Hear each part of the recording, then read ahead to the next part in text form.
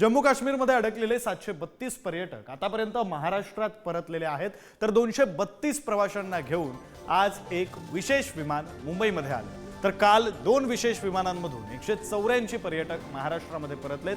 पहलगाम मधील दहशतवादी हल्ल्यानंतर जम्मू काश्मीरमध्ये अडकलेल्या प्रवाशांना परत आणण्यासाठी राज्य सरकारकडून विशेष विमानांची सोय करण्यात आली। पहलगाममध्ये झालेला दहशतवादी हल्ला आणि त्यानंतर अनेक पर्यटक त्या ठिकाणी अडकून होते।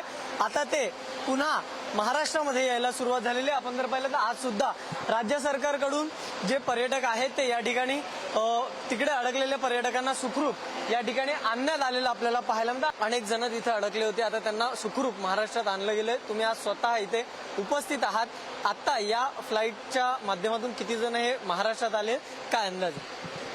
232 च्या वर नागरिक आपल्या महाराष्ट्रातले आले।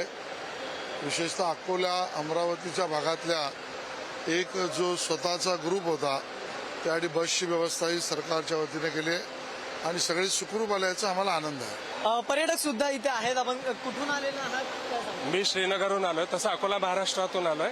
आता सध्या अकोल्याचा आहे। काय परिस्थिती होती त्या ठिकाणी? सगळंच अनएक्सपेक्टेड आणि कल्पनेच्या बाहेरचं होतं।